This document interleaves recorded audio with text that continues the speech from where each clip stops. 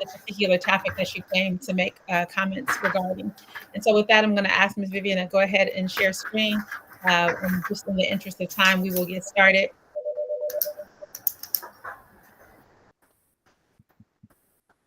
Okay, so we have 11 people for public comment, a minute and a half each. Is that okay, Anikia? Yes, and before starting public comments, Ms. Vivian, I want to go through a couple of slides. So if you can share screen and go ahead and go to slide 2.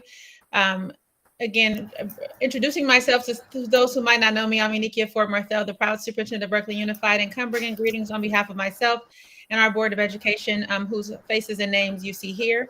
Next slide. You might also notice that there's a number of faces who are in the room who are not members of the public, but are members who you've seen in other BUSD events and board meetings. These are our members of our central office team, and they are here to not only respond to questions and send information, but also to respond to questions in the chat. So if you see any of these folks responding to the questions you put in the chat, particularly for our SBAC members, you can know that your answers are, credible, if you will. Next slide. Again, I know there's a number of folks for whom this is their first meeting attending, their first SBAC. And so I want to clarify what SBAC is. SBAC is a community of folks from the BUSD family, members of our labor partners, folks from the community, representatives from advisory committees, staff, as well as students who come together to advise me and make recommendations on our work to make sure that we present a balanced budget to our board this June. This is not a decision-making body. This is strictly an advisory body. And so you might hear throughout this meeting or perhaps in other meetings that SBAC has advanced an idea or advanced a proposal. What that advancement means is that SBAC is saying that they agree that that should be something considered as I work with my staff to create the final budget and present that budget to the board in June. Next slide. Before doing anything, we ground ourselves in our district's mission. And we, as a Superintendent's Budget Advisory Committee, are committed to upholding the mission, moving towards making sure that our diverse student body achieves academic excellence and are positioned and poised to make positive contributions to the world, while also ensuring our 4 E's, even in difficult fiscal times. And so you will hear us engage in conversations, and just know that every recommendation that is made by this committee, every consideration that is considered by my staff is always still determined and committed to making sure that this mission statement is real and that those 4 E's come alive for all of our students in Berkeley Unified. On this evening's agenda, there are a number of topics, and so I want to make sure that folks are oriented and know what we're going to cover. Next slide, Ms. Vivian. For those of you all who are unable to stay, please know that this meeting is recorded and will be posted. We are in the middle of our opening move, so we're doing the welcome. I'm welcoming you. Welcome. And Ms. Vivian will soon do the roll call of our members. We will then pause and allow for public comments. Again, I remember that I noticed that there were a number of folks who were here for public comments. We have no more than 15 minutes, and we will assign about 1.5 minutes per public commenter, given the number of folks who've identified themselves as such. We will then clarify the members' roles and voting, and then we will go over just a couple ways that you can stay engaged in the budgeting process here in BUSD. So with that, Ms. Vivian, let's go in reverse order. Let's go ahead and hear public comments, and then we'll take a roll, allowing some of our other members to get on the call. Okay, so the first person for public comment is Sinead Hager. You can begin. You have 1.5 minutes, please. Sinead. Oh, yeah. Oh, hi. Yeah, my name is Sinead Hadgu, and I have a senior and daughter, and I have a sophomore. My son is in sophomore, and then I have a little one. She will be a freshman next year. This coming up, and this bridge program, it helped me so much with my oldest daughter, and it's like literally Miss Luxford. It's like the second mom for my kids, because any problem I have, she is a phone call away, a text away, and then they help us so much. In fact, my oldest daughter, she's going to UC Berkeley, and her academic, and I know how helpful they were, and then they are still. So this program is very, very, very important to us. Very important. We All right. are very grateful. Ms. Hager, thank you for your comments. Eh?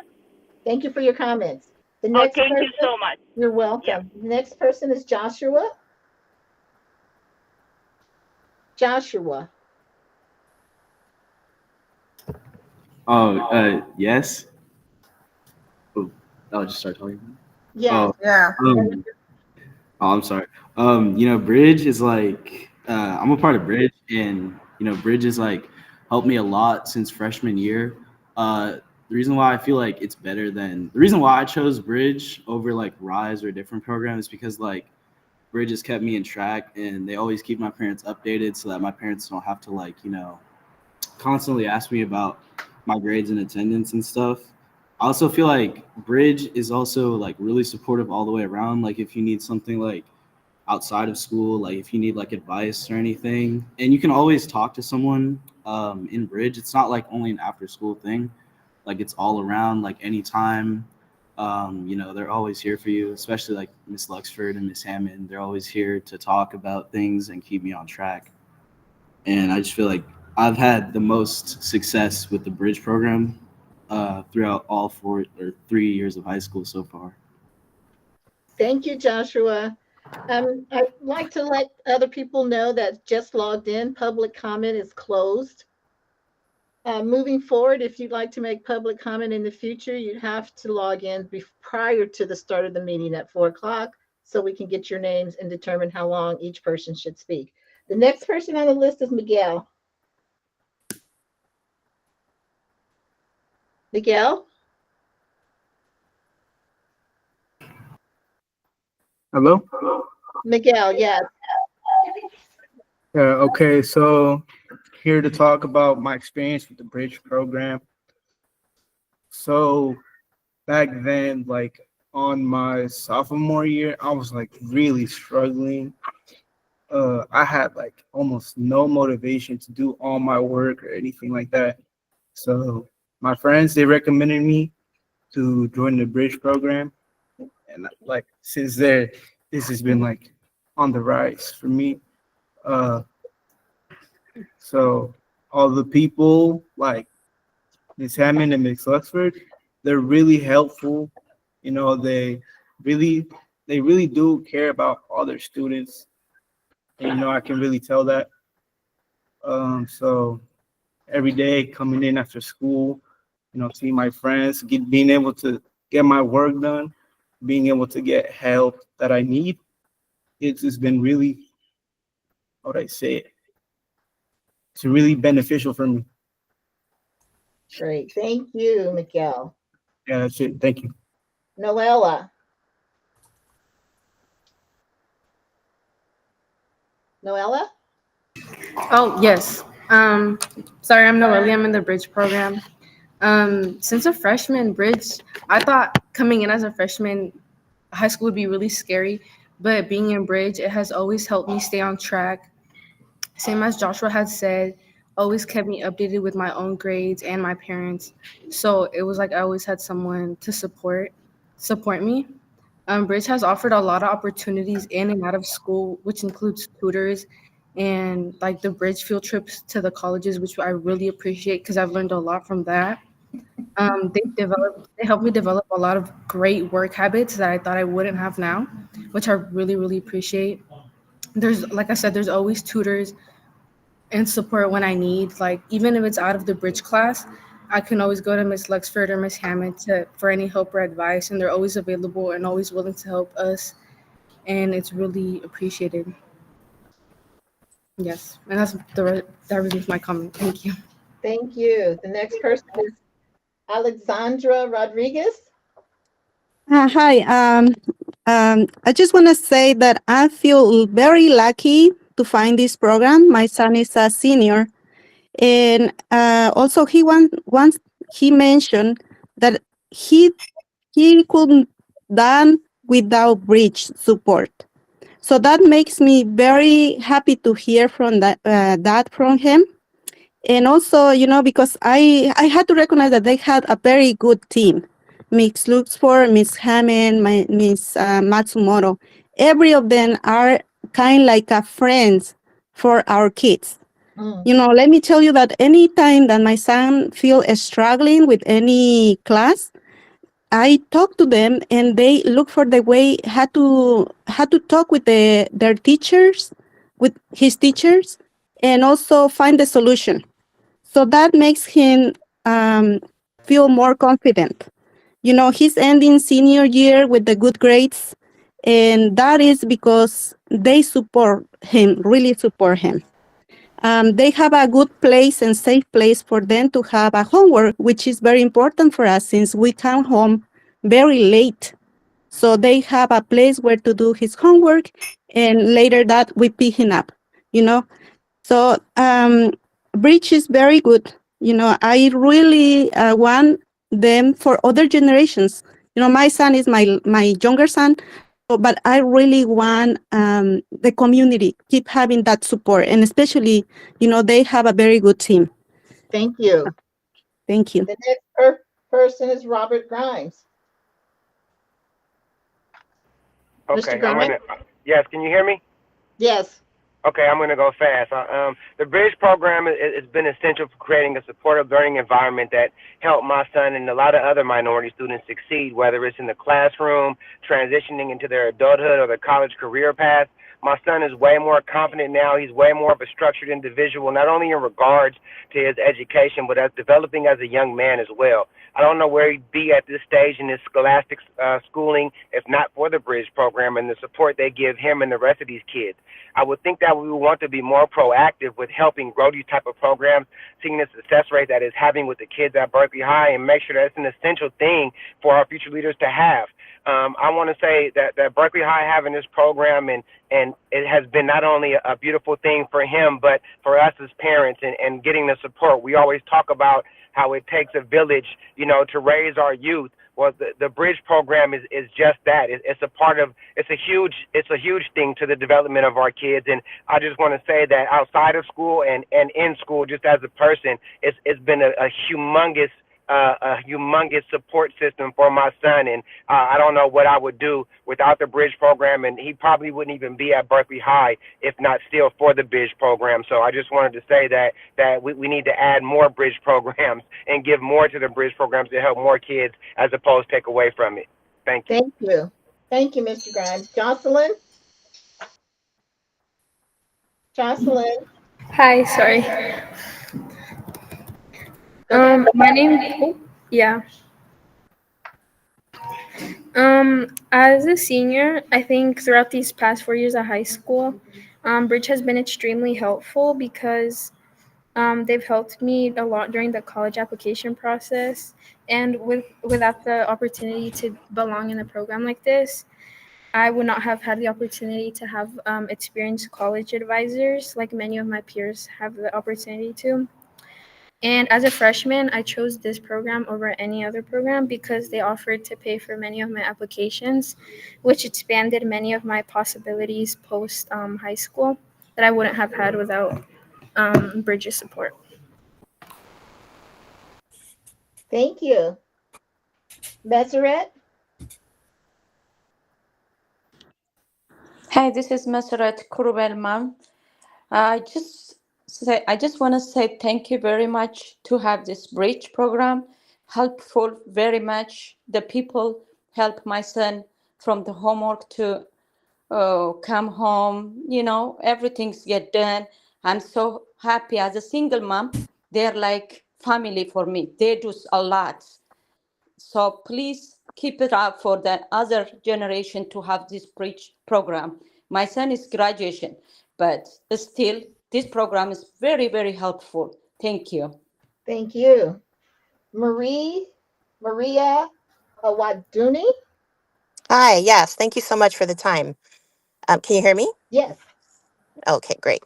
My son is also a bridge student. He's a Black student at BHS, a junior. And I would really like to also just reiterate that when making these difficult cuts, that the district make a stance to not cut programs such as Bridge that really are benefiting some of the most disadvantaged students.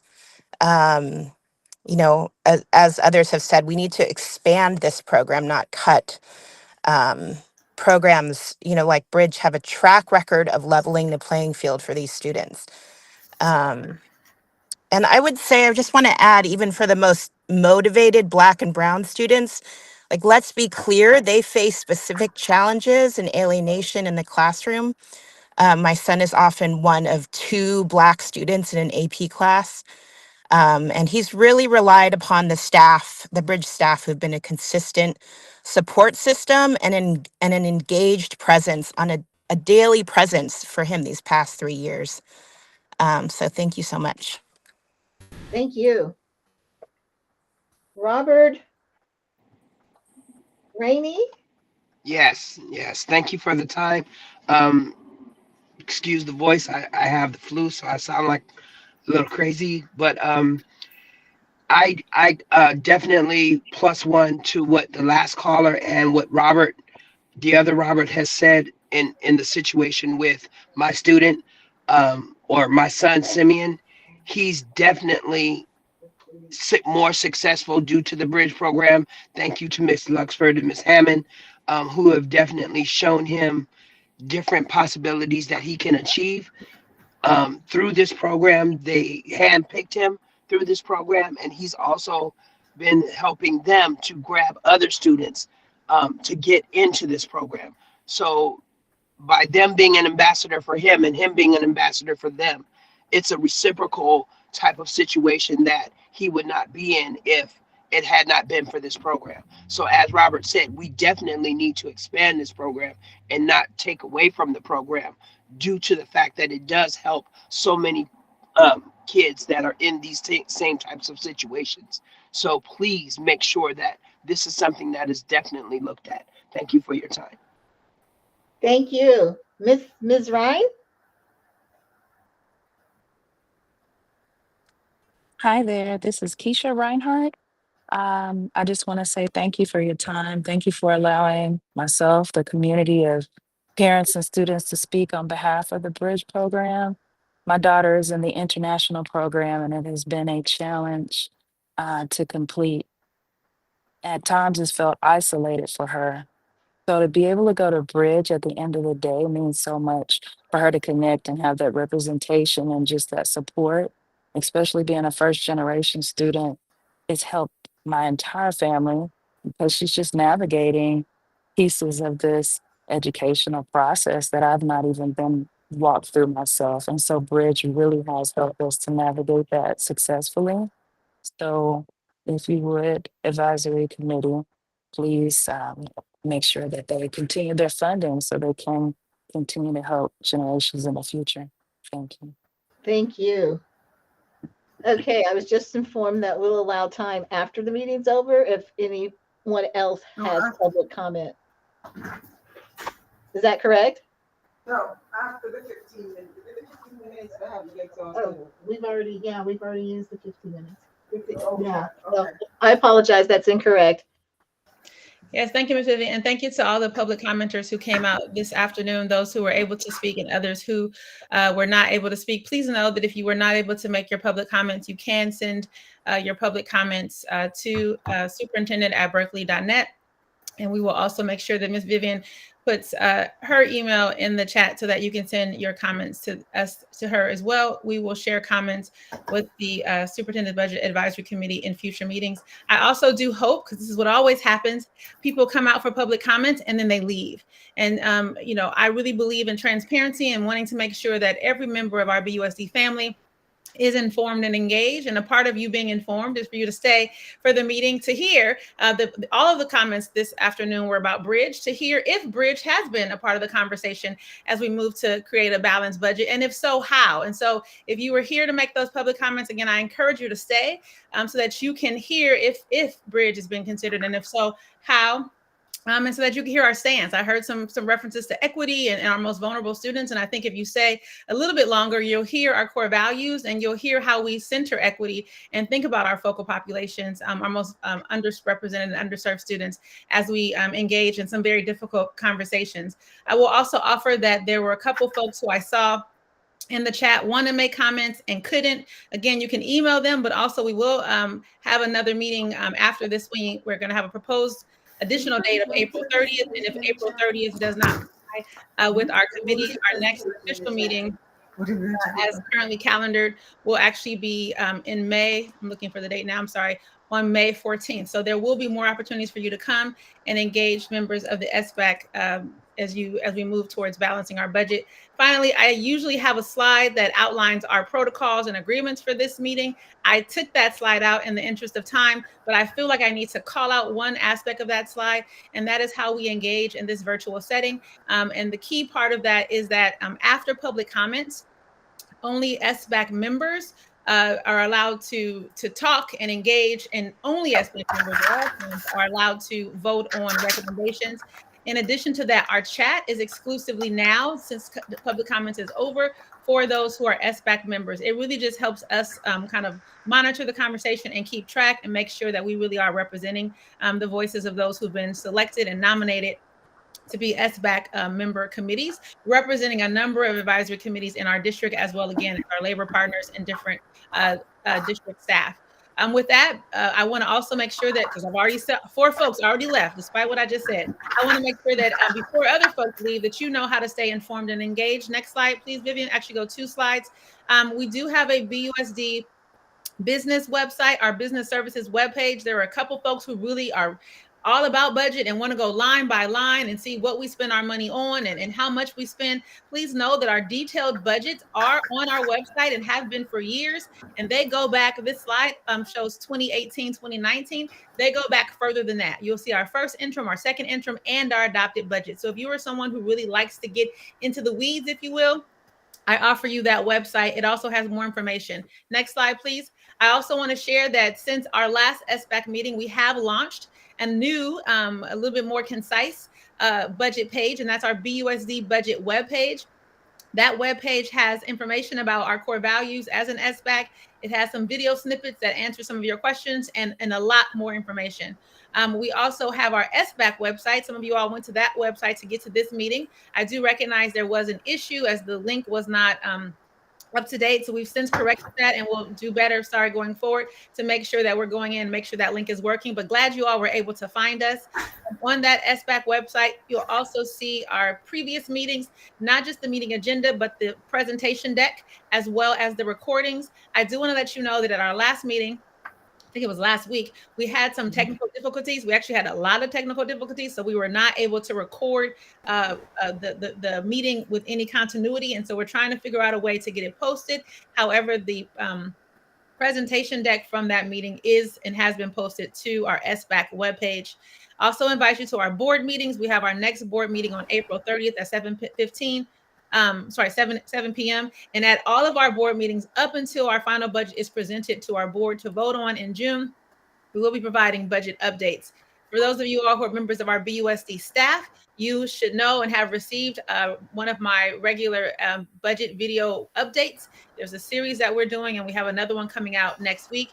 And so just wanted to make sure that before folks log off, we've already lost 5 more people. Before folks log off, you do know how you can stay informed and engaged, because we want you to be a part of recommendations. We want to hear your voice, but I really believe that true equity and true engagement is making sure folks are speaking in ways that are informed. So if you are sticking around, please do. If you choose not to, please check out some of these other ways to interact with our budget and our budgeting process.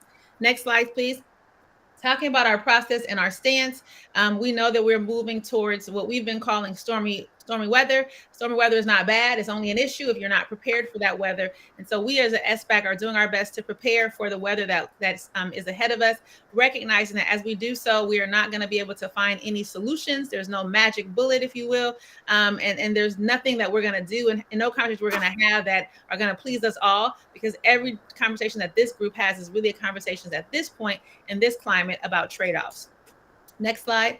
To help us have those conversations, we do have some BUSD core values of resource allocation, and those are here on the left side of the screen. The very first one being equity. We recognize that there are a number of students in education period who have been underserved, underrepresented, and otherwise unseen. And so we think about equity as our first core value and make decisions and engage in conversations with that in mind. We also recognize that stability is really important, and we're thinking about not just today and making decisions for next year, but for the years to come. On the right-hand side of the screen, you'll see our budget balancing strategies. And this is the things that we work to do to move towards our budget target, with the very last thing being consolidating and reducing positions and programs. So those of you, again, who came out and spoke about programs in past meetings, we heard you talk about positions. We try our best to avoid doing that by exhausting all of these other strategies first. Next slide, please. If you're interested, this is just a slide that tells you kind of our process. Again, this committee is not a decision-making committee. They make recommendations, they look at data, they ask for information, and they analyze things, and they explore different possible options to move us towards our budget, our balanced budget. After they explore and make recommendations, and I and my team use that to compile a final budget that goes to the board in June. Next slide, please. As we have these conversations, we want to just hold and recognize that to really realize our mission statement and to serve all of our students well, we have to have work that's happening at all levels of our org. And so this particular slide talks about the different levels of work, all in service of students, including direct service, indirect service, operations, and administration. With that, I'm going to transition to Pauline. Remember, as we think about our agenda for this afternoon, we have some priority conversations we want to have. We want to review and reflect on our phase 2 proposals, see how the votes ended. We also are going to provide some additional information around phase 1 proposals, and then we're going to revisit our proposals for phase 3 and ask our SBAC members to weigh in on which ones they think we should advance to be considered for the final budget. And then finally, we're going to introduce to you all some new proposals, which we're calling phase 4. No vote from SBAC will be asked for on those proposals at this meeting. We also are coming back with some information about some revenue generators that we've explored with you all in previous meetings, some updates from our budget survey and budget town hall, and then some updates on our March 15th reduction in force notices. We are asking that our SBAC members stay until the very end if possible, or make sure you have a designee, as we will be requesting 2 additional SBAC dates, including April 30th and May 7th. With that, again, I'm transitioning to Pauline, who is going to revisit phase 2 and take you into phase 3. Pauline? I think Emily's going to step in for Pauline at this moment. Oh, I'm going to pass it over to Emily. Apologies. Sounds good. Thank you so much, Superintendent Ford-Marthel. Vivian, could you go to the next slide, please? So this is just a reminder that what we're transitioning into is our budget balancing plan for 25-26. So while we're still, eagerly anticipating the wrap up of this school year, we're already planning for this upcoming year. So no changes this year. This is looking for the next year. Next slide. This here is our roadmap. So we've been, as Superintendent Ford-Marthel said, breaking this budget balancing into phases. So we've already presented phases 1 and 2. And so this is a reminder that our overall target is $7.6 million of reductions to balance that 25-26 budget. Based on the phase 1 proposals and phase 2 proposals, we're still needing about $3.8 million. If we go to the next slide, we're going to talk super quickly about phase 2 and just an update on the straw poll we did last week, and we'll definitely make sure that we have more time to go right into phase 3 as well. But this is just a reminder that last week we had straw poll voting on our phase 2 items. And if we go into the results from that straw poll, next slide, you'll see we had 12 of our voting members or voting alternates vote, representing most of our SBAC committees. Next slide. And so first item that had been up for vote was increasing the 25-26 teacher template transfer from BSEP. We had 11 votes that were yes and 1 vote for needing more information. Next slide. Additional classroom teachers based on the 25-26 teacher template. This would be an additional cost.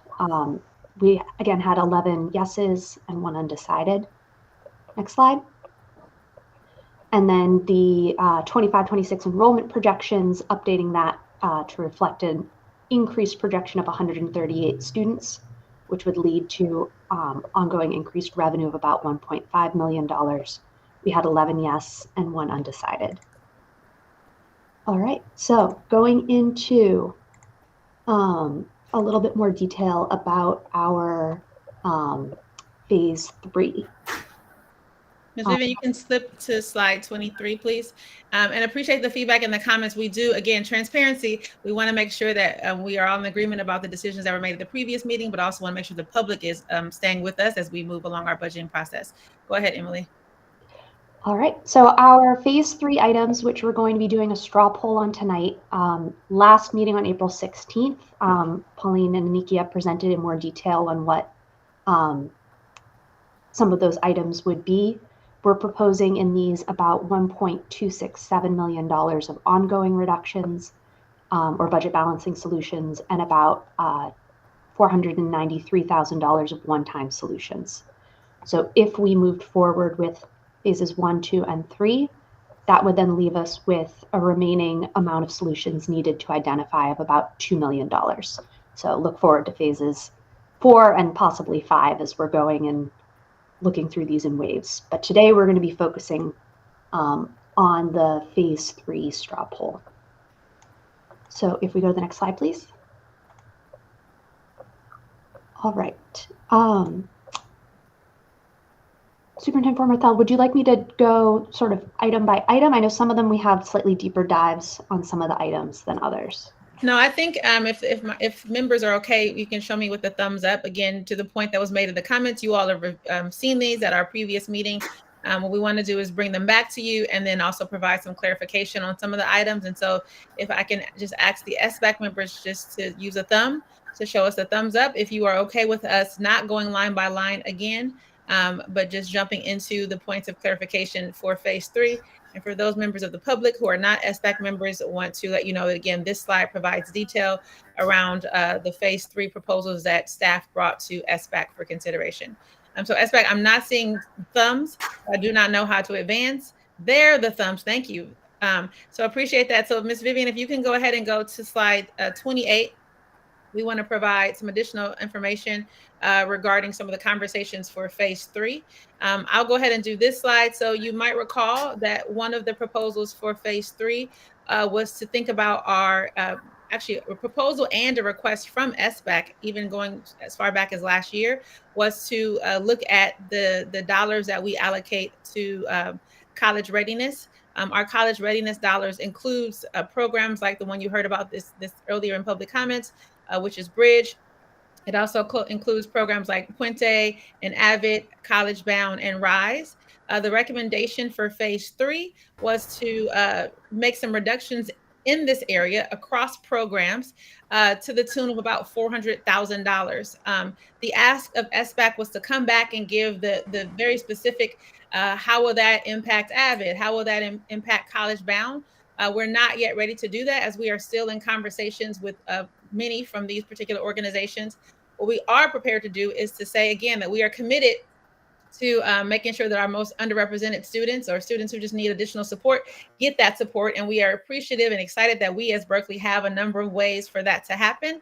And so what we want to do, though, to get towards that $400,000 target for this particular line item is to look at the student enrollment and, more importantly, the student attendance in these programs to make sure that the student enrollment and attendance is actually matching the staffing allocation and or actually matching the resource allocation that was assigned.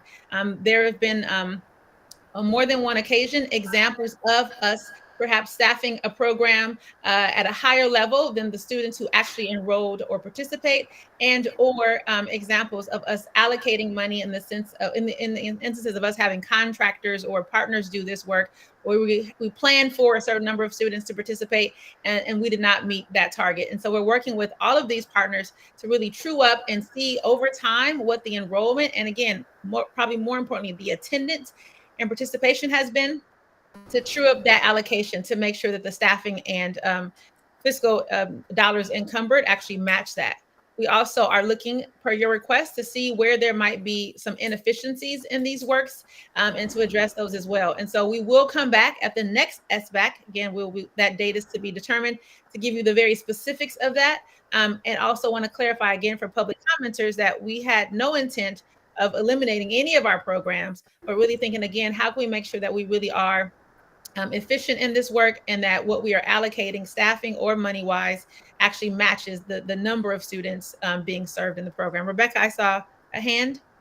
Just real quick, I wanted to make sure that I was understanding you. So I know you were talking about sort of participation in the program, how many kids versus what we had guessed, et cetera.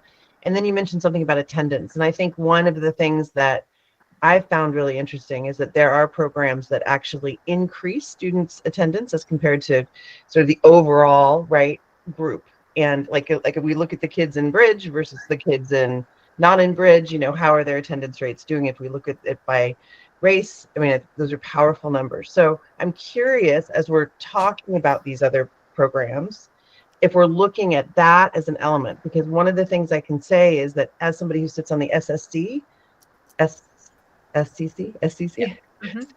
site council, that we are looking at like an attendance person, right? A full-time attendance person. Yep. And if we can actually demonstrate that some of these programs are meaningfully addressing the attendance issue, then it makes a different kind of case, if that makes sense. So I just want to make sure that piece, we're looking at both of the pieces. And forgive me if I didn't understand it. No, thank you for making your statement and asking your question, because it gives me a chance to clarify. So one, when I said enrollment and attendance, I didn't necessarily mean attendance in regular school attendance. What you're talking about is the ways in which these programs can positively benefit student attendance outside. What we're looking for right now is the enrollment of the students in these respective programs and their actual participation in the programs, right? Because there are programs on this list where a student can enroll and say, I'm an X student, I'm in this program, but not actually participate in the program and take advantage of the resources and opportunities. So we're looking at enrollment and participation as in lieu of attendance. In lieu of saying attendance, I would say enrollment and actual participation over a couple years. That said, Rebecca, one of our values is really around excellence, which is looking at continuous improvement and using data to inform our decisions. And so we definitely look for all of these programs, not just at the ways that they can positively impact attendance, but what are their actual intended metrics and impact areas, and how are they doing in those? Are we seeing referrals go down for behavior as a result of participation in these programs? Are we seeing progress in terms of academic performance as a result? So it's a both and, but that is not necessarily what we're using right now to move towards that $400,000 target. We're really right now just trying to true up to see where there's any inefficiencies, and again, make sure the allocation is really matching the number of students served and participating in the programs. I saw a hand from Vicki. I hope that helps, Rebecca, just to clarify. But what you talked about, really important and matters. Vicki, and then Nicole. Yeah, so a couple other items regarding this. When we looked at this last year, again, on the SSC and in P&O, and we did an evaluation of all of these programs. And in addition to attendance and students served, we looked at things like the cost effectiveness of it and like the cost per student for it. So like, for example, Bridge students attend every single day of the school year and part of the summer, where in College Bound, it's just a Saturday program. And so I'm hoping that we compare like contact hours with cost as well as participation and attendance. In addition, for example, it doesn't list here on Bridge that it's first generation underrepresented, but it is also covers those students, which isn't listed under target group. And my understanding is some of these programs offer a service where the students wouldn't otherwise be able to get it. So for example, we have the College Career Center, but like the students that are served in Bridge aren't the students who have the wherewithal that they would on their own be motivated to go seek out help at the College Career Center, where in some of these cases, if we look at the specific students, who would be able to find assistance somewhere else, right? Yep. And so I think other than just looking like what you said, I'm hoping we're looking at all of those things. And then even though we're doing a straw poll today, $400,000 is a third of this budget. So that's significant cuts in this area. So I'm hoping that before we have to vote for this, we would know specifically what programs the cuts are coming from, not just to prove, oh, we can take away 400,000. And I know it's just a recommendation, but like I wouldn't approve or I wouldn't recommend taking away 50,000, from bridge versus something else that I've already sort of deemed not as effective from my research. So I just Yes. wanted to make that clear. Yes, appreciate that feedback. And I was in response to Rebecca's question, I doubled down on the truing up. But I also now in response to yours want to point out again, the eliminate efficiencies. And so part of that efficiency is looking at the cost per student. Now, this visual that you all actually shared with us that we have here on the screen is modified. And the reason why it is modified is because with all due respect, you all have a lot of information, but you do not have all the information. In fact, some of the information was inaccurate. And so what I don't want to do is have SBAC make a decision on things that are not completely accurate. College Bound, for example, is not just one day a week. So what I want to do is come back with more information. And if this group is not prepared to vote towards giving us some agency to move towards 400,000 and come back and bring you those exact movements at a later date, that's fine. That can come up when we do the straw poll. But please know we're looking at all those factors, including like, are you charging me $500 per kid and someone else is charging me $5 per kid and does something similar? I do want to also just say again, there are programs that are more known to some than others, right? And I want to say that as a superintendent, I've been able to interact with every single one of these programs on this screen, and they all do great things for babies, and they all serve underrepresented students in different ways, and they all have students that they don't serve, right? Because no one can serve them all. And so as we think about really making an informed recommendation as SBAC, I hope that we're going to be open to learning the things that we don't know and not just biased by the programs that we're familiar with, because I can tell you, and my staff can too, and probably can get babies to come out from each one of these programs to tell you how impactful these programs have been in their lives. With that, I'm gonna go to Nicole and then we're gonna move on because there's some other items we wanna make sure we clarify before we ask for your straw poll. But again, keep in mind that when it's time to vote, if you don't feel comfortable as an SBAC and you want more information, you always have the opportunity to tell us that. Nicole? Great, thank you so much. So yeah, I reinforce what Vicki and Rebecca have both said. I'm in full support of everything they've said. And I also want to say I appreciate that you're focused on data, on digging into enrollment, attendance, the data on the impact of the kids. Just for the record, the spreadsheet that we did put together was information you all gave to us last year. So looking forward to more full data. That's awesome. The one last piece of data that I think would be really helpful is to understand, specifically, do we have some kids that are going to multiple of these programs? Yeah. Okay. Because several of these programs have wait lists, and it breaks a lot of people's hearts when kids can't get off those wait lists. I mean, it's just a shame. And so, I'd much rather invest in expanding the programs that are working rather than, it's great that if we had all the money in the world, it'd be great for kids to be able to access every program. Mm-hmm. But, those are some of the choices. So that would be great if we can look at that kind of double dipping, for lack of a better word. Thank you. Yes, noted. Thank you. And you actually brought that back up last year, so I want to acknowledge that as well. So with that feedback, I appreciate that feedback. Notes we're taking. We're going to move on to the next slide, Ms. Vivian, and that is there was another line item here in our phase 3 that looked at our focal populations, if you will, or our targeted groups. And the recommendation for phase 3 was to make some reductions in this area to the tune of about $100,000. Similarly, just wanted to come with the rationale and thinking without the specifics, and that might be problematic. You might want to pause on voting for this one as well, and that's totally fine. Looking for a chance again to true up these allocations to make sure that staffing and budget really align to enrollment and attendance. Think about where there's inefficiencies, and new for this particular category is to look at where we might leverage moving some work in-house where possible and reduce some contracts. So for across these different plans and some others that are not even on the screen, it's just a visual representation. There is work that we do in collaboration with partners. We have some really amazing partners, but a lot of those partnerships were planned to really help BUSD build some capacity and move some work in-house. And so we're looking at where that can happen and where we could attract some cost savings in that regard. So $400,000 for the college readiness and $100,000 for this category. our goal is to get towards our target. So if we're able to come back and say, actually, we found $200,000 in this category, maybe we don't need the $200,000 for the college readiness. We're open and willing to have that conversation. So I wanted to provide that level of clarification with regard to the targeted groups. I'm seeing things in the chat and I'm very easily distracted, and I'm not able to read it. But if my team can look and respond if appropriate, or just pause me and I can respond if it's something that you think I need to speak to. Otherwise, I'm going to ask Ms. Vivian to go ahead to the next slide.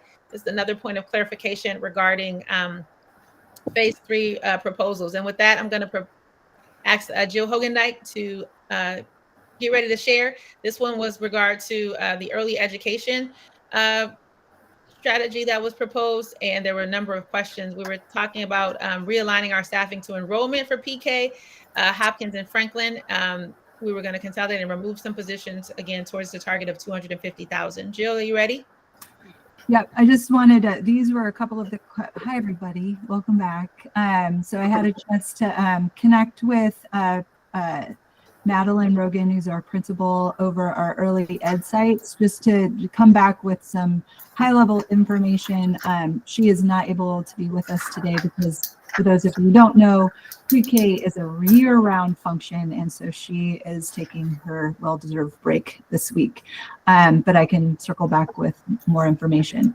So there's just some highlights here about how pre-K is funded, because there were some questions coming up about how or whether or not this is connected to the general fund. We do get a separate fund. There's a separate funding stream, so it's not a general fund function for pre-K. However, as we shared last week, Alejandra, can you mute your phone, please? Sorry. Don't worry. I'm glad you're still here. As we shared last week, the program has been held harmless since COVID, meaning that we have been funded based on that enrollment count from around the 2019-2020 school year. But we will not be held harmless anymore, and we'll be getting an allocation based on our current enrollment. So the lower the enrollment means the lower the funds we get from the state contract, even though the programming is going to remain consistent. It's just a matter of us making sure that we're staffing appropriately for the number of students we have in the program. So you'll see on the next slide, Madeline has shared, oops, that's not my slide. Nope. Okay, one more the other way. Nope, the other. No, it was that one. Oh, yeah, that one. This one. Okay. For the current school year, we have about 189 students who are enrolled, and we have 300 seats. So we have staffing for 300 seats and 189 enrolled. So it's about an average of 19 students per classroom, with a slightly lower class size for our special education programs. And so what we have seen over the course of the last couple of years, not just the impact of COVID on enrollment, which is something that has been experienced nationwide, not just for pre-K, but for all grade levels, is that we have been enrolling more TK students. So remember, the TK rollout has allowed for us to add students who turn 4 years old by a specific period of time. And this is coming into the last year where any student who's 4, I think the date is sometime in September, can enroll in TK. So we've seen a significant uptick of students who are applying for and enrolling in TK. And I think that is correlated with the decrease in enrollment in pre-K, which for those of us who were on some of our initial calls with the initial TK rollout was a prediction, particularly from some of our community partners who run pre-K programs. We have enrolled a few more students since we've talked to you last. So They are projecting about 170 full-day students for a total of 230. And so this true up that we have for phase 3 of our budget balancing solutions is really meant to make sure that we're staffing for the number of students we have in order to produce a general fund allocation. That was like almost a drum roll. That's where we are. Thank you, Jill. So that was the update for early ed. We're going to move on to, I'm sorry, Jessie is a voting member? She is Yes, a PAC co-chair. I'm sorry, it's so many people. I got to keep the protocol. Jessie, go ahead. Yeah, I don't know if this is the time or place, but I just wanted to ask real quick whether there had been any conversation about having TK classrooms at our pre-K sites, because I feel like as TK gets bigger and bigger, we're going to run into space constraints at our elementary sites, and we have these existing sites that are kind of sized for those people already, and so we don't need to get into it, but I just wanted to see if anyone was talking about that ever. We have been talking about it, Jessie. I think that the intention of the TK program is really to build this bridge TK3. And so this importance of being in proximity with kindergarten age students is important. And at the same time, you have identified a very real constraint for us. We've been trying to add our TK, sites by zone, evening all of that out. But we have a very real constraint at Oxford, which does not have space to add a TK class. And that has its own set of implications. Yeah, I just know San Francisco is doing that with opening TKs at the early child. So I was curious. Thank you. Thank you, Jessie. So we're going to move on to another update for you all regarding phase 3 proposals, and that should be on the next slide. Hopefully go backwards. I'm sorry, Ms. Vivian. We're going to go to back one more time. Really quickly, I'm going to kick it off, and then Pauline's going to just elaborate. You might recall that one of our phase 3 proposals was to close and remove a vacancy. The vacancy was the Personnel Commission Supervisor. After making that recommendation to SBAC, prior to making the recommendation, we did talk to folks from the Personnel Commission. And after making the recommendation, we have gotten some feedback.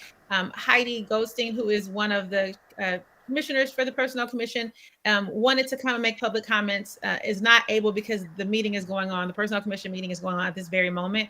But I did share with her that, again, transparency and making informed decisions is important to me.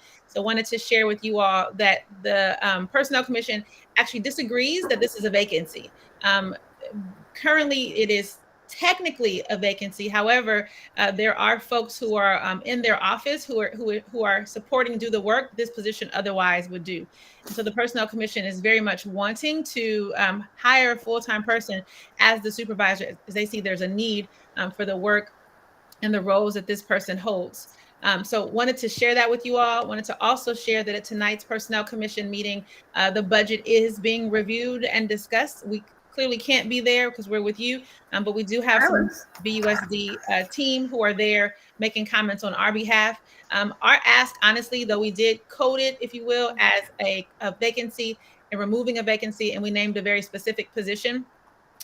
We are aware that perhaps our information we're not in that office and perhaps they still need that work. We would still ask, and we are still asking, and hence that asterisk right there, that if that is not a vacancy and that is not a place where the Personnel Commission can make a reduction, we are inviting them, our partners, to join us as we have to have hard conversations and figure out how to still do all the amazing and important things that we're doing in tighter circumstances to do the same. So even if that position itself is not a vacancy and is not removed, we are asking that we work with them or they work with us to move towards a reduction that is equivalent in number to the tune of about 160,000.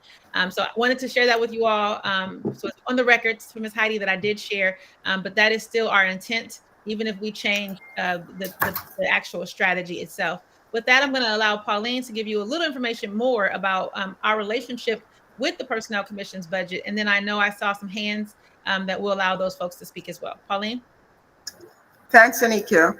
I actually just came from the PC's budget meeting where I made public comment to lobby for the fact that we are facing our $7.8 million in reductions.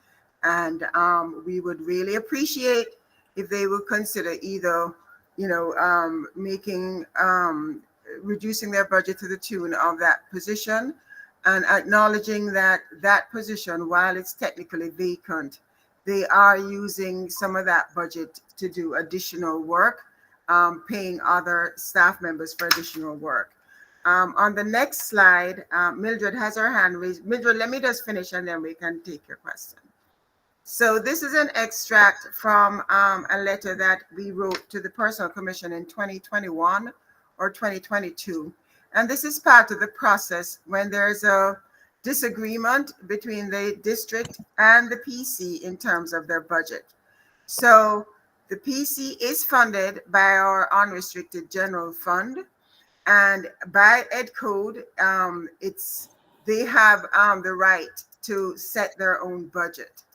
But we also have to view the Personnel Commission's budget in light of the challenges facing our budgets, which is what Iniki and myself kind of shared with you earlier. Where we have a disagreement, a functional disagreement, we would then go to the Alameda County Office of Ed and state our case, and they would make a decision in terms of the next steps. So we're in this weird position where the PC is independent of the district, they're funded by the district, and the district has very little direct control over their budget. So again, a weird situation, but we do have an option to kind of pursue our budget proposals if we're supported by Alameda County Office of Ed. And Ms. Vivian, if you go back to that previous slide, you'll also see something that the Personnel Commission shared with us. Sorry, one more before, yeah. Just wanted to share that Ed Code, those 3 Ed Code sections. That was something that the Personnel Commission shared with us, and so I'm sharing it with you all to, consistent with what Pauline just said. Even though their budget is paid for or funded through our unrestricted general funds, their response is that they operate under their own independent budget, and any actions taken regarding the staff are at the discretion of the personnel commissioners. And so we do recognize that, but we are again asking as partners and as folks who are engaged in some pretty significant budget balancing strategies that they participate with us. And again, as Pauline said, make some reductions. Pauline snuck out of here and made comments, y'all. I didn't even know that. We're gonna go. I'm glad to see this, Pauline. Mildred and then Rebecca. Thank you. This is more, excuse my voice. This is more of a statement than a comment. And as someone who has been in this district for 33 years, first and foremost, I'm definitely supportive of the PC because it is important to classified employees. But with that being said, it's extremely important that we as BCCE save as many classified positions as we possibly can. And with that position, the supervisor's position for the PC is not needed.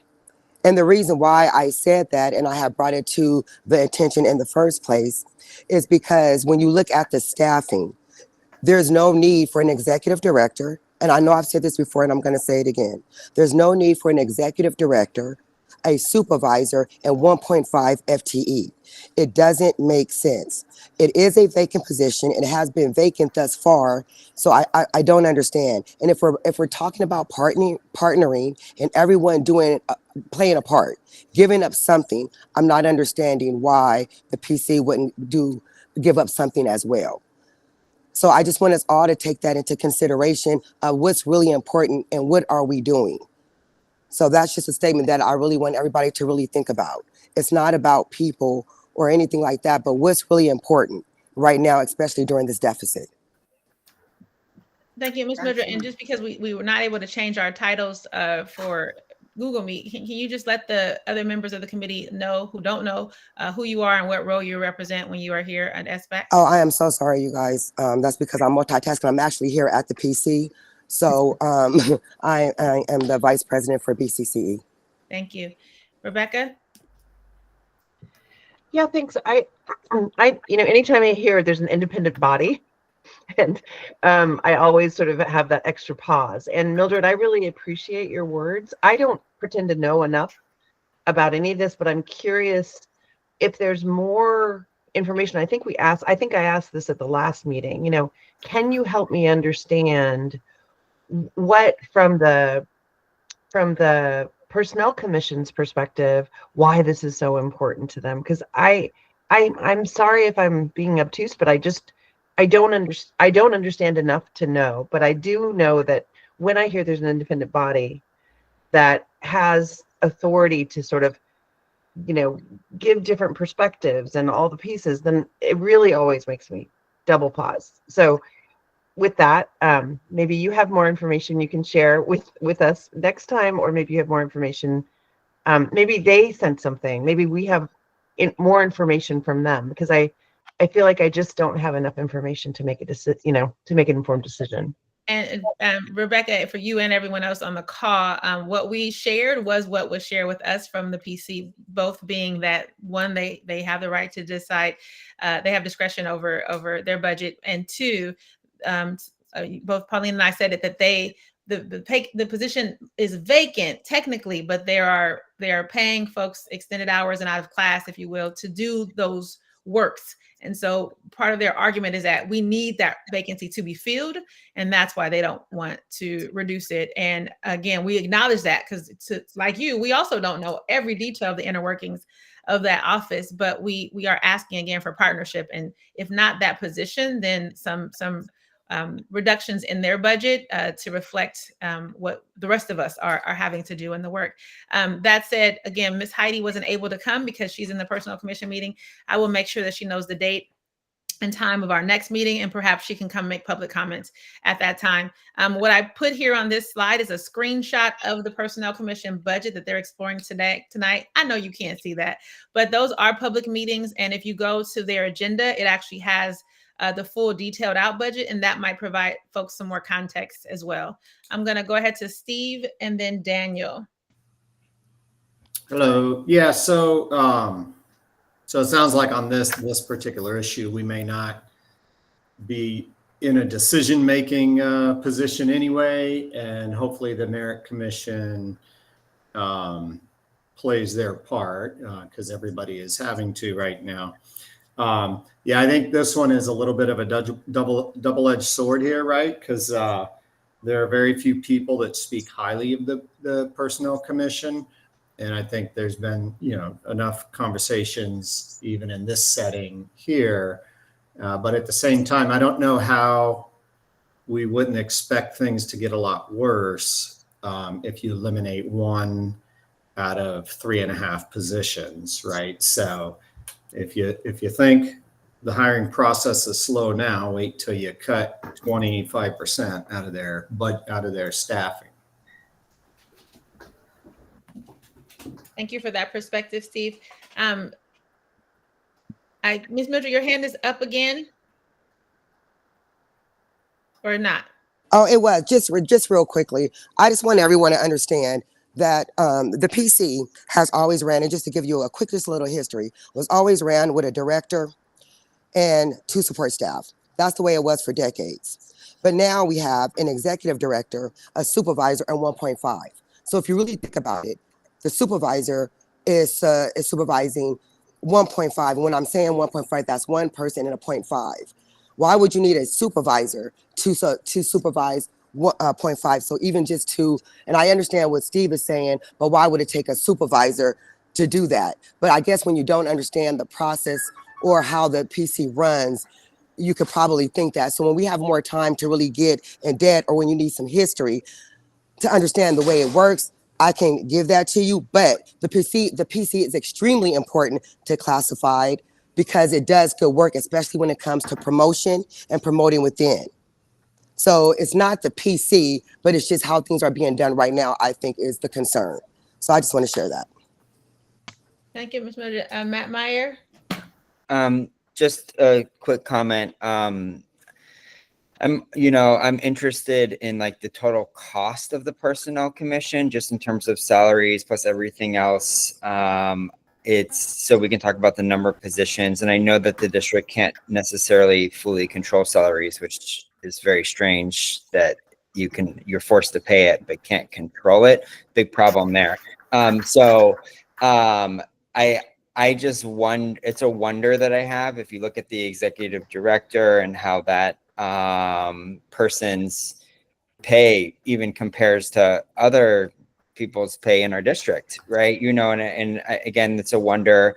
The supervisor, how does that pay compare to coordinators in our district, for example, or people would have a similar role supervising a certain number of people? I know coordinators, like the VAPA coordinator could be supervising like 18 people, right? And the supervisor maybe is supervising, I don't know what you said, 1.5 people, right? So I just feel like there is some real issues to look at, including sort of salaries. If there's going to be pressure put, maybe it's on both the scope of, everything that's happening and what people are actually doing. Are they working 5 days a week, 40 hours a day in the office or not?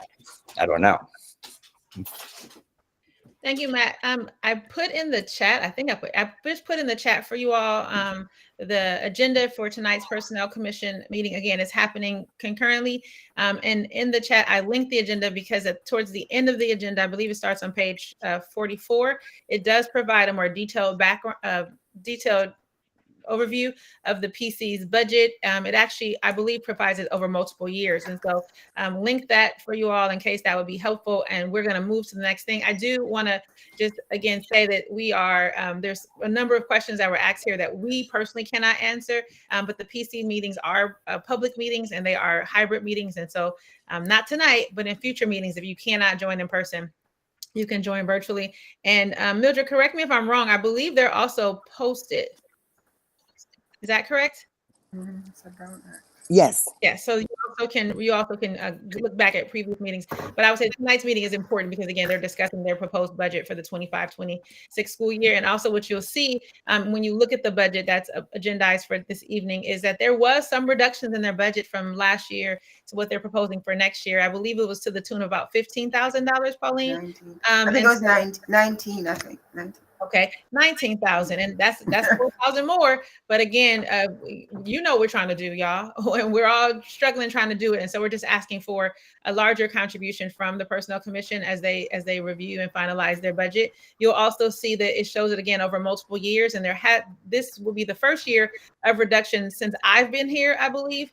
But please don't quote me. Look at the budget and see. But again, when we made those reductions last year, we did not. The Personnel Commission did not reduce their budget as well. So we are asking for that this year. I'm going to move on to the next agenda item. I do want to name that I did see a few more hands up. I want to remind folks that we are now in the business component of the agenda. And so only members of the Superintendent Budget Advisory Committee can engage in the conversations or use the chat, but thoughts and ideas can be sent to us via email. Next slide, please. Keep it going. One more. There we go. So it is now time to recommend which of these proposals from phase 3 you feel okay moving into the bucket of considerations. Really quickly, just in terms of process, what we're looking for now is your level of comfort to say, if we need to make reductions, we are okay with you considering this particular reduction. Remember that closer to the end of May, if not sooner, we'll be bringing to you all of the proposals that you've advanced, and we will again kind of tier those, and you will have another opportunity to vote on if you want them to be included in my final budget that I put together. So even after today's vote, there's more information that we know we have to bring you. With that, I'm going to pause and let Pauline or Emily explain how the vote will take place for this next step. Okay, so Emily's going to do send out the Google form. We're going to use a Google form, but I think we should take roll call. I don't think that was actually done to find out who are the voting members or their alternates who should receive the form. So is that something we can do quite quickly? And Emily will capture those emails and then send you the form. So Vivian, did you want to? Sure, PTA.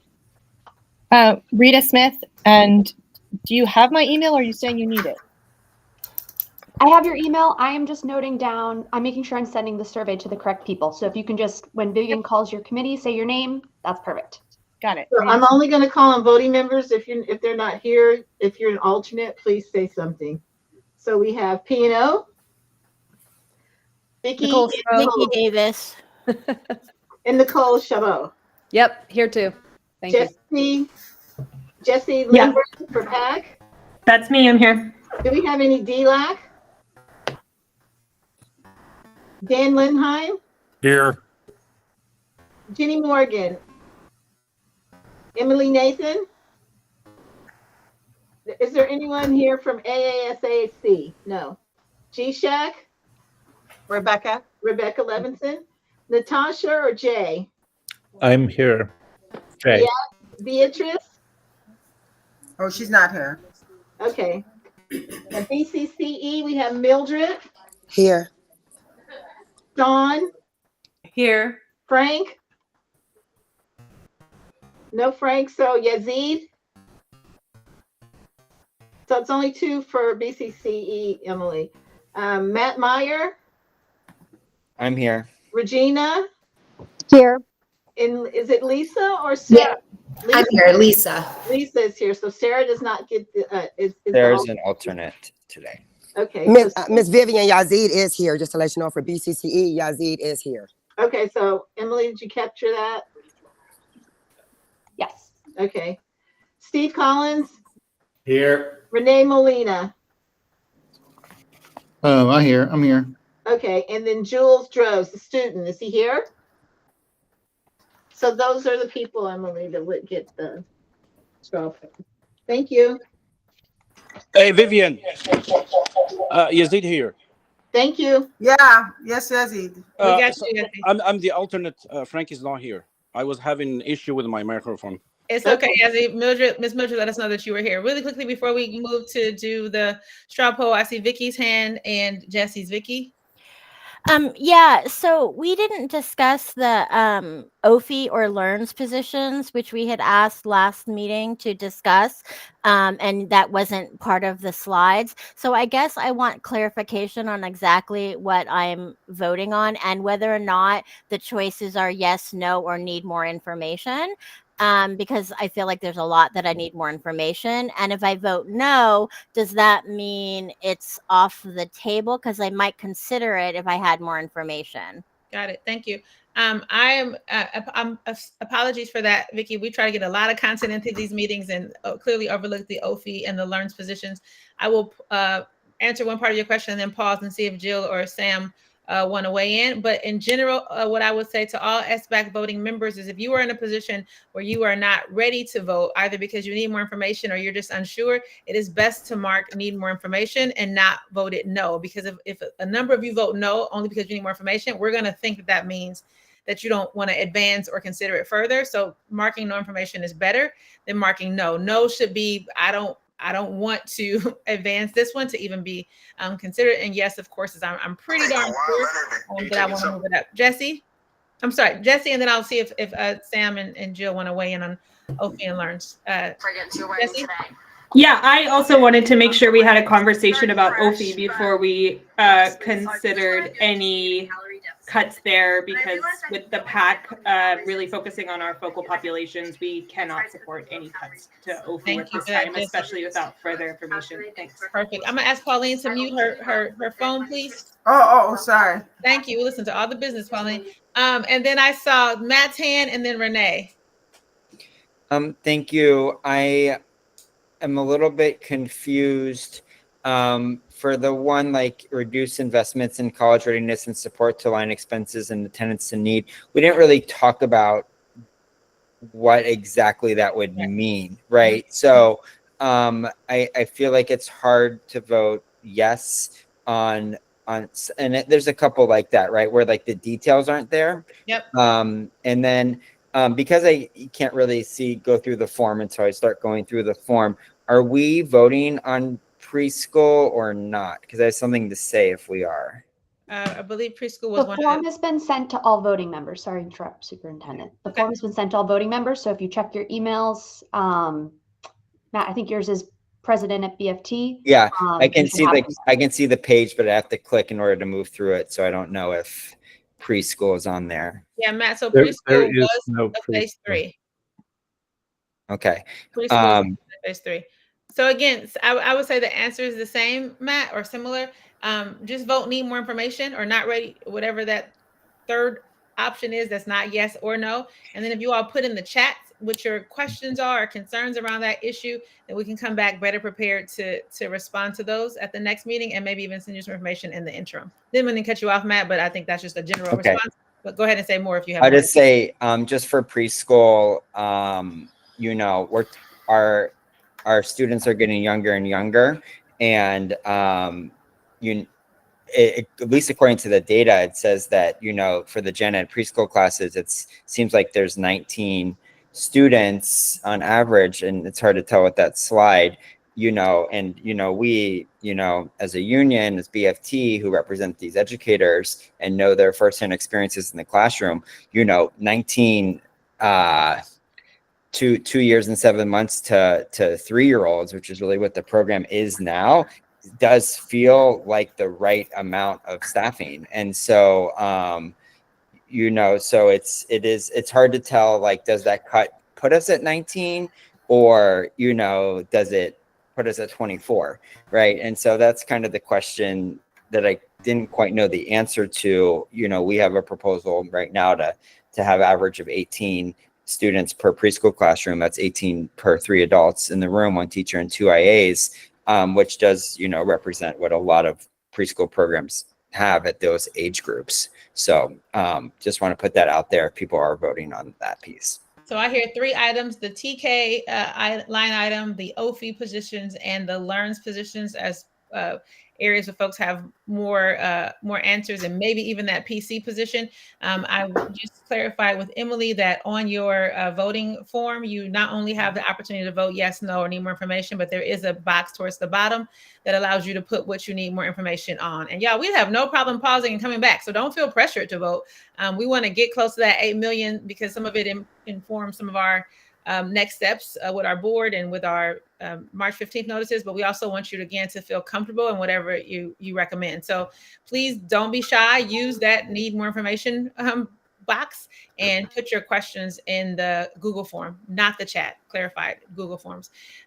We're still working with you, Rebecca, to try to get you the voting form. Apologies for the inconvenience. Renee? I mean, I'll probably get the same answer that I just. Okay, let's try it. Well, I think I'm concerned about the furlough days. It went from 5 originally. Now I think it's 5 to 10 days. Mm-hmm. So I didn't understand why it went up. I mean, other than to save money, I guess. And then just to hear like what the plan is and what the impact would be for that. Yep. I'd like to hear. I think it'd be good to hear a lot about what that would look like. Yes. So. And this is why Renee runs the school, because you are right, Renee. You'll get the same answer. Yes. So I'm adding to the list, though, that points of clarification for the next meeting is OFI, LEARNS positions, furlough days now added, as well as the PK and possibly the PC. I will say that the furlough days were always a range of 5 to 10. I think very, very early on it was 5, but it was 5 for everyone. And then it kind of evolved to be looking at staff who were 125,000 or more. But you are accurate in that we did not yet share the plan. And we did talk about at the last meeting, there will be some implications for members who are represented by our labor unions in terms of what that would look like. So we can definitely come back with more information, Renee, on that for everybody, and ask you all to put no information if you are not comfortable. You all are not making Pauline happy. Pauline's a money person. Pauline wants to get to the target and the bottom line. Okay. That's right. But we understand, she does too. We understand the need and actually appreciate you asking more questions and hopefully trusting and seeing that we come back with responses as much as we can. So go ahead and do your Google form. We're not going to go over the votes now. This is your personal time to say how you feel in this moment about those items. We're going to take a few minutes to vote, and then we're going to move on to sharing what we're thinking of for phase 4.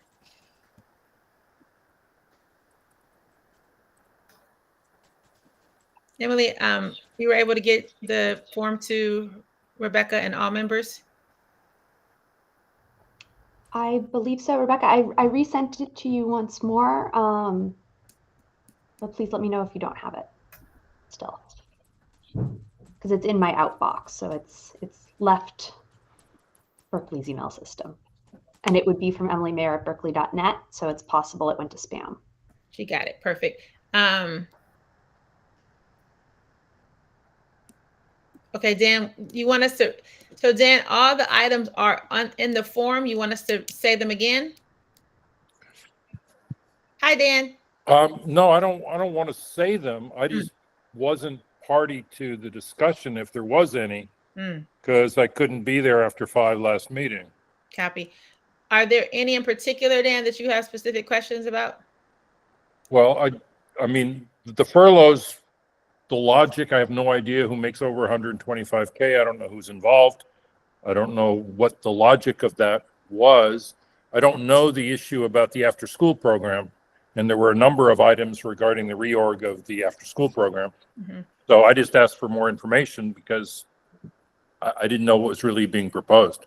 Copy. So lucky for you, Dan, the LEARN's positions are the after school program. So I'm thinking it's going to be a whole bunch of folks, Dan, who say more information. So we'll be coming back to you all with more details about that one. So you're saying more information is consistent with likely the rest of the folks, even those who stayed to 5 at the last meeting.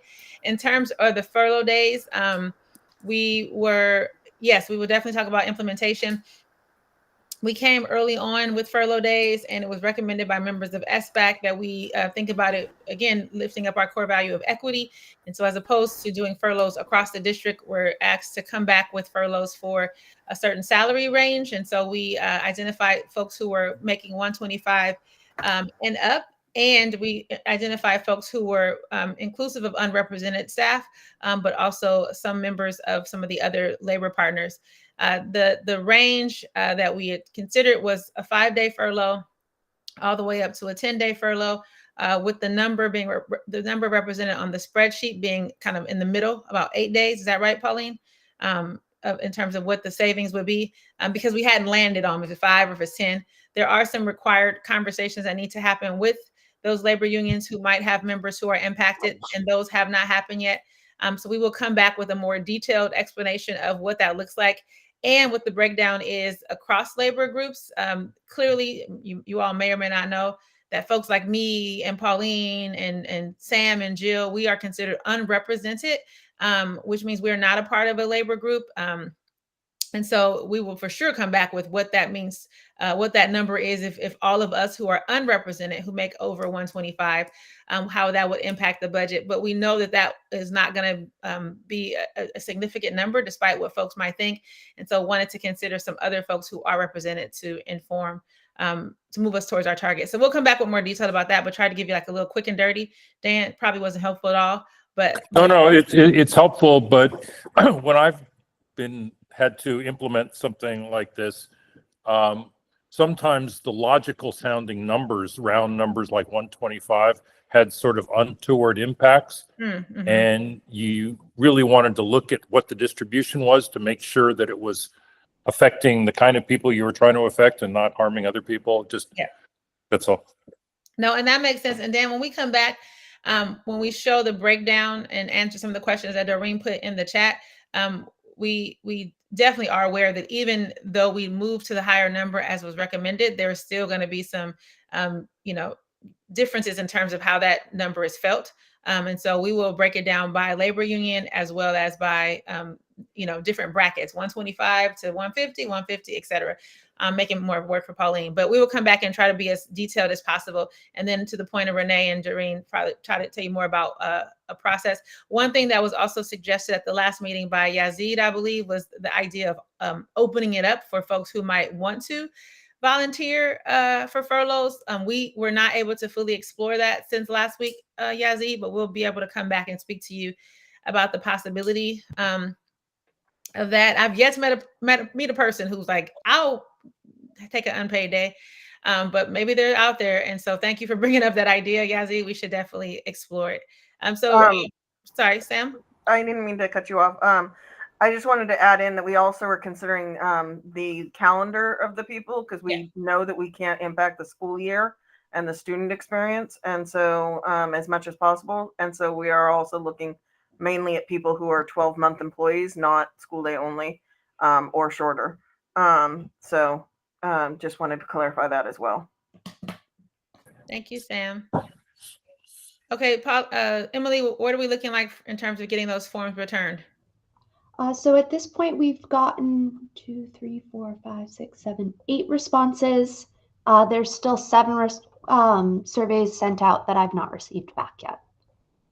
So we're at about 50% response of the voting members who are here.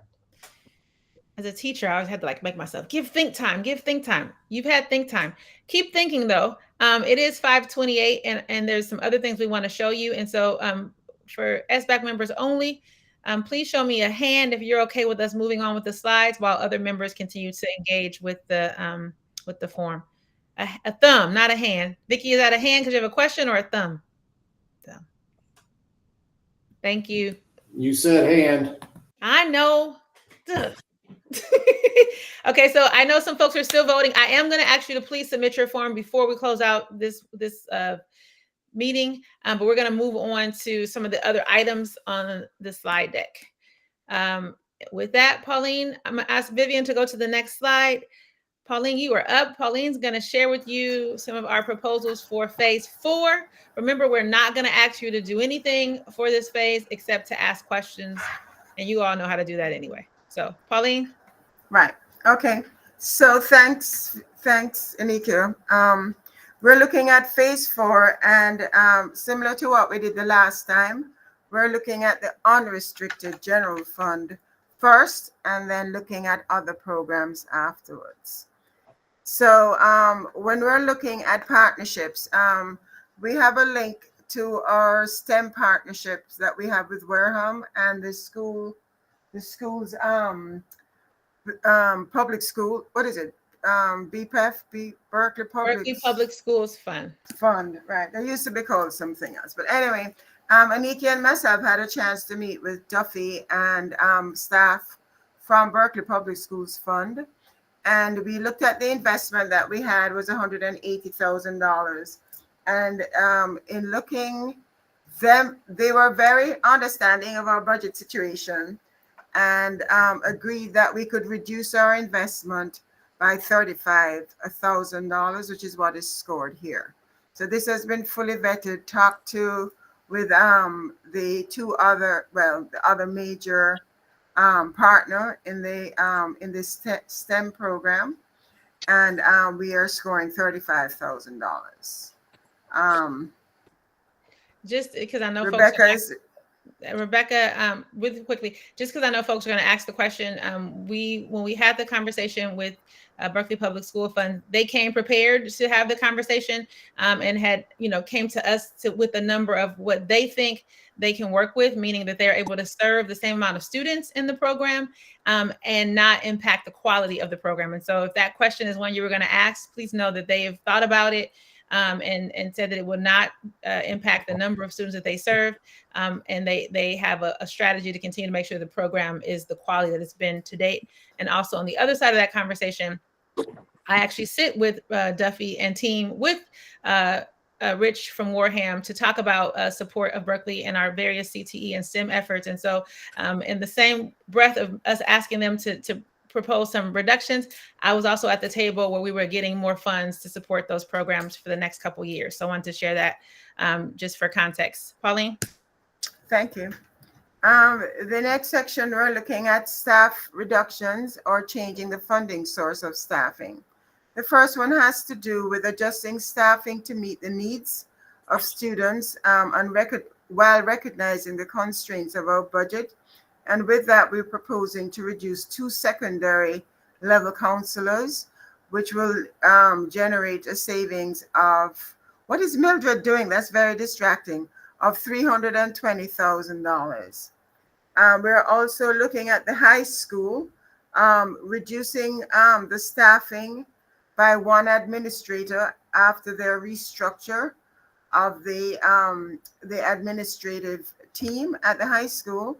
That would be 1 position, and we're scoring that at $150,000. We're also, and this was a recent proposal, our SPED director met with other members of his team and discussed eliminating a vacant position and redistributing the duties to other program supervisors. And that was scored with salary and benefits at 198,096. So those are 3 proposals for staff reductions or changing funding source. And the next thing we looked at, looking at our discretionary budget, we looked at our budget to actuals. Do you guys want me to stop and take questions, or do you just want to, can I just finish these and then, or do you want to just ask questions about? Finish this slide, Pauline, so that it's still up when people ask their questions. Then we'll go to the next slide after the question. Okay, that makes sense. We looked at the budget to actuals for several years, and our budget of about $1.2 million for supplies, and this is only in the 000 unrestricted general fund. We determined that there was a balance of about $300,000 that will remain on the table.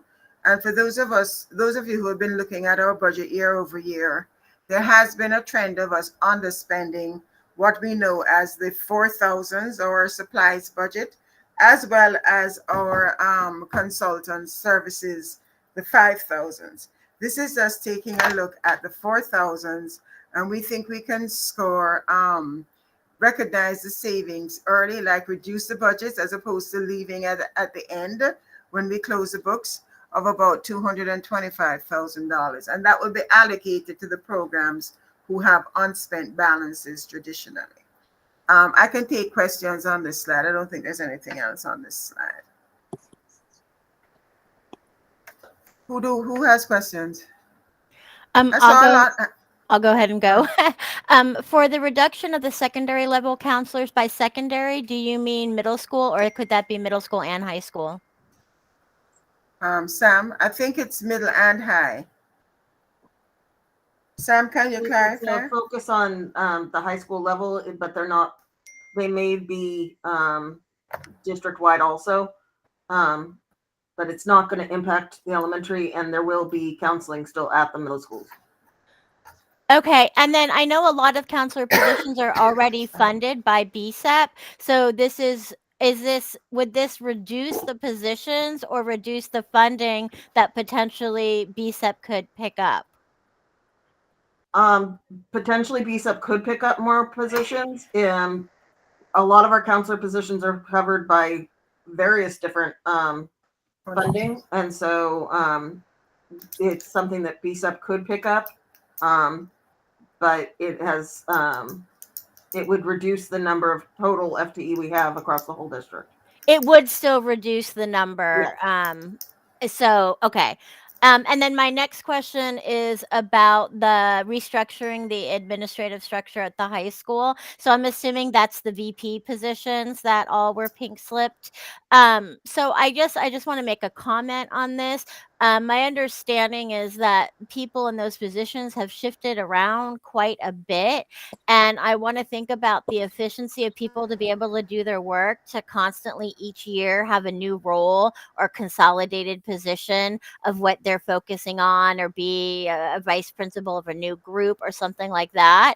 If something's working really well, think about the other consequences or the other things that might happen by shifting those things around. But I'm assuming that's just eliminating one position.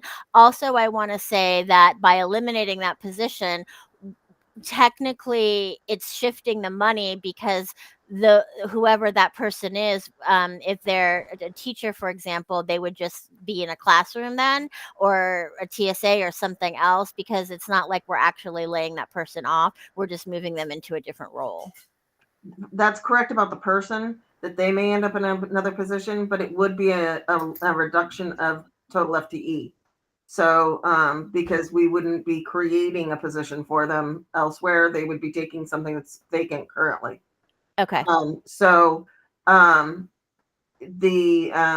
The goal is to look at increasing efficiencies at the high school, and so that we are very much taking that into consideration, and consistency and all of that. Since I've been with the district, we have at least added one VP, and I believe we've added a couple other positions as well that are administrative at the high school. And I've only been here since 2019. It's something for us to look at, and so that's what we're looking towards. Just Thank wanted you. to also clarify, just because folks hear things, Vicki, and run from these meetings, and I heard you say there was, you attributed this directly to the APs who have been noticed. When we say admin, we're not only speaking about principals and assistant principals at school sites. There's other positions that fall under administration, and so just right now, it's a blanket statement that we are working with high school to think about how to restructure the admin team at Berkeley High School, and definitely hear your feedback around consistency and the need for sustainability and stability in those roles. The changes in responsibilities are not and have not been directly as a result of changes in the number of positions. But as we think about maybe making this reduction, we will definitely keep that in mind, what you said, in terms of making sure there's some level of consistency. And I appreciate that clarification. I should not have assumed it was just the VPs, but so I appreciate that. No Thank worries. you. Matt? Great.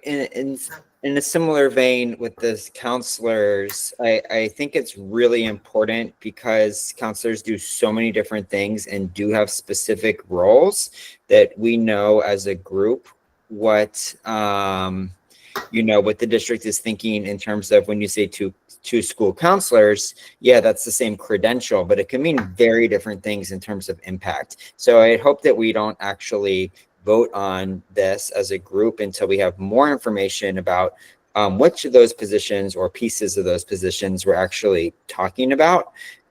Because, I think people's opinions are going to be different depending who those are. And that also goes for the restructure of Berkeley High conversation as well, which you kind of hinted at. It does matter, right? And so I just hope that we can have more discussion about that before we vote. Thanks. Renee?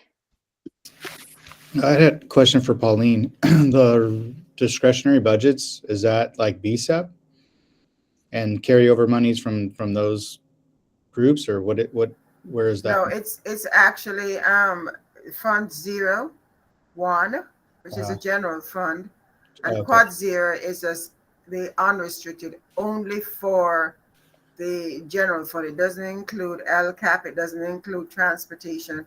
We're looking just at the unspent balances in one particular resource and looking at tracking what that looks like year over year. Okay, so it's not our own, the school It's not. budget. No. Gotcha. Okay, thank you. Again, you're not even talking about advancing any of these yet. This is just a chance for you to see our latest thinking and to ask questions. And to the points that were made in the comments, we will definitely come back with more information, as well as information from the phase 3 questions. Next slide, please, Miss Vivian. Go ahead, Pauline. I was muted, sorry. This is an opportunity for us to revisit some of the revenue generators that we presented earlier, and based on a survey that Anika is going to share with you further on in the presentation, this came up as a regular suggestion in terms of generating revenue. And Anika, I don't know if you want to talk about that now or if you want to talk about it later. I shook my head because I'm looking at the clock and we might not have time. But the point being, and I will share out the data between this and our next meeting, is that in that BUSD budget survey, we had about 700 responses. And when we're asking folks to weigh in on some of the generators that we've been discussing in SBAC, this particular one was one that was popular. And so Pauline can talk about it, but just is informed by some feedback from the survey. Okay, thank you. And the numbers that we scored here, when we presented this as one of our early suggestions, Vicki, one of our calculators, we had an estimate for UPP, and you had suggested, well, why aren't we using the 30%? I'm happy to let you know that these numbers now reflect a UPP of 30% because we're not going to charge those students. So even with that, if we're looking at the data that we had before, charging transportation for $1 a day, for home to school non-UPP students, it's now 195,000. Similarly, charging $1 a day for non-BUSD after school program, we're scoring 96,000. And I think it was Dan who mentioned when we suggested this the last time, you're going to need additional staff to handle the administrative part of that. So we scored a 0.5 administrative role for administrative costs for the transportation department. So that's just looking at our overall proposal for as a revenue generator, circling back on the $1 a day transportation. And then we're looking at this is looking at the next section now, new expenses, based on what we have seen for the enrollment in our TK and the uptick in special ed students in TK through 2. We're proposing a new teaching position that we're anxious to get the RFP in and to get this posted, because we know based on the number of kids that are coming in, we're going to need this additional staffing position. So that's a deduction, that's a cost. So we're going in the wrong direction, but we realize that this is an added cost, and we're listing our priorities for spending as well as budget savings or budget balancing. We are going to need additional IAs, but we feel we can transfer the IAs from existing sites, so they're not actually being scored at this time. If we determine that we need IAs, we'll bring it back for a later another discussion. And then, as per usual, we look at the non-unrestricted general fund, and we're looking at revenue generators for before and after school programs. The details, Jill would have additional information. I scored it as $100,000. It may be more, it may be less, but remember we have to separate the unrestricted general fund, which actually helps with our target. Sorry, I was lagging. And the other, Stephen, is it Spencer, Stephen? mute your phone, please. Sorry, Rebecca has to leave, but we're wrapping up, Rebecca. So I don't know how much you're gonna miss, but so this is, and I know there were some concerns or some of the things we shared, but remember, it's an unrestricted general fund. It only impacts the general fund to the extent that we can shift expenses in. So we don't want to spend a lot of time on the unrestricted general fund, but we're presenting it right here. So when we're looking at the unrestricted general fund, the total that we have is 1 million towards our remaining target. And then for the other funds, it's $100,000. So we can look at what that does to our target, or if you have questions on this, I'll be happy to respond. I believe Rebecca has a question. Rebecca? Sorry, I had my hand up before and you missed it. And I just wanted to say out loud, because I'm representing GSHAC, I feel super strongly about those counseling positions. I think you've heard this before, but we know that especially our LGBTQ plus students are really experiencing a lot of harm. Misogyny is on the rise, all the pieces, all the stuff. And I know that these counselors might be doing other kinds of things, but if ever there was a moment when people need more hands, I think this is it. And I think if we are going to say, okay, BSEP, you're gonna have to take the brunt of this, I think that is a real concern. We have to decide as a community that we are going to put our values right in the choices that we're making here, right? And I'm going to say it out loud. I'm cutting college bound and I'm cutting Avid at the high school level before I would ever touch a counselor position. And I think we need to get real about some of these things, because when we know LEAP is under enrolled in we know there's dollars there that aren't being used well. I do want us to take this moment to say, actually, we should be thinking bigger. And I don't know. This one really bothered me. And so in terms of equity, in terms of excellence, you can't learn if you're afraid. and you're hurting. Yes. Thank Thanks, you, Rebecca. Rebecca. Thank you for that. And again, we will be coming back with more detail about those counselors, what the positions are and what they do, to the point that Matt made. And, you know, I think a challenge that we have as the staff engaging you all in these important conversations and asking for your recommendations is that it's so hard to be able to give you all of the details and all of the nuances and all of the right, because some of the programs even that were named also have counseling components. And so it's a lot to share with you all. And we do our best to get you what we can, but just know it's still very much just the tip of the iceberg. And so I appreciate you all for asking the hard questions so we can come back and give you more information, and appreciate you for sharing just your thoughts and your reactions to things as we move to balance our budget. I will say that again, no decisions are being, no asks for your feedback or your recommendations for these items. Let them percolate for a bit. We are at 5:49, and I want to make sure that folks are able to stay on to get the information they need. And so I will let you all know. Actually, Pauline, real quick, do your roadmap. That's not really a roadmap. Next slide, please, Vivian. Hey, all right. So my non-roadmap after phase 4. And remember these are staff's recommendations in terms of budget balancing proposals. We know SBACs may differ, but in terms of what we're looking at, after looking at phase 4, which we presented this evening, we're needing an additional $1.1 million. So a far cry from the 7.6. We're whittling away. I think we're doing a great job. We have some questions we'd like to revisit, but right now we're in the final stretch. We're trying to find $1.1 million. What? Go ahead. Nothing. Okay. Nothing. Next So slide. the slides that follow, we're actually not going to be able to go through. This is a self-study.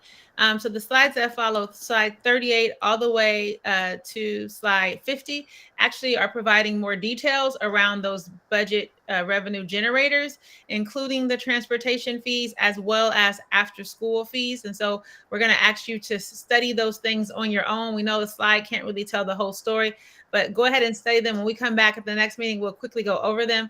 But just want you to know that as we continue to focus on ways to reduce our costs, we stay just as committed and focused on ways to generate revenues for our district to keep doing the work that we're doing. Next slide, please. You all know that we had a survey, again, about 700 people. Next slide again came and filled out the survey. They had a lot of ideas that resonate with the things that you all have brought to us and things that have been discussed, as well as some new ideas. We've been meeting since October as an SBAC, and we still have a lot more ideas to bring you and some things that we're considering. And so there's going to be a phase 5 and a phase 6. So stay tuned. If you have things that you want us to look into to either generate or to reduce costs, that's your whole role. So please make sure you let us know either by sending us an email or putting it in the chat. Next slide, please, Ms. Vivian. The other information that's in here are updates on the March 15th notices. Some of you all were in virtual attendance as we presented to the Board of Education at our last board meeting exactly what the March 15th notices are, what they mean, why are they required, and the implications, as well as details about who received notices, which positions, and some scenarios as to why. So if you weren't able to tune into that, I encourage you to watch that. It is on our budget business website, as well as our Board of Education website. But also want to point to your attention to slide 58 and 59, which shows that we are doing what we said we're going to do, which is we're going to rescind as many notices as we can, as soon as we can in real time. And so since our last SBAC meeting, we've actually rescinded quite a few notices, and we have some that are ready to be rescinded as early as tomorrow. So wanted to keep you up to date with that. And do hope that you tune into that March 15th video, because I think it's important for you all to understand what the different types of notices were. They're not all layoffs. In fact, the majority for at least our certificated staff was more reassignments. Also, just want to plug, if anyone is here from PTA, if you are on a PTA, you might recall that you received an email from the business office asking you to confirm positions that you will be funding programs and also to submit the monies for that. I am sending a communication out to you all tomorrow morning to give you a little bit more explanation. Sorry that we did not provide as much explanation as you might have needed or wanted, but it is really important that we get that information from PTAs. It allows us to rescind more notices as it confirms funds that we have to actually pay people's positions and their salaries. So wanted to share that update with SBAC as well. Ms. Vivian, can you please go to slide 64? In our last 4 minutes, wanted to come back to you all with a very important agenda item. We got some more phases to go through and lots of questions to answer. Our next meeting is scheduled to be May 14th. What we're asking for is an additional meeting, perhaps an additional 2 meetings. And so wanted to check SBAC's interest and availability for a meeting on April 30th at 4 p.m. So April 30th is a Wednesday, so consistent with our Wednesday meeting schedules. 4 p.m. is our regular meeting time. Proposing to meet from 4 to 5:30. And so just with April 30th, if I can get the SBAC members only, please, to give a check your calendar first.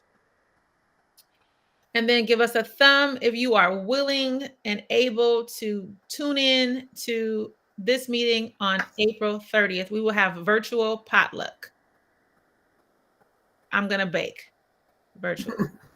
Okay, so we are going to ask Ms. Vivian to send a calendar invite for April 30th. That'll give us time to go over those phase 3 questions as well as the results from the straw poll and spend more time in phase 4.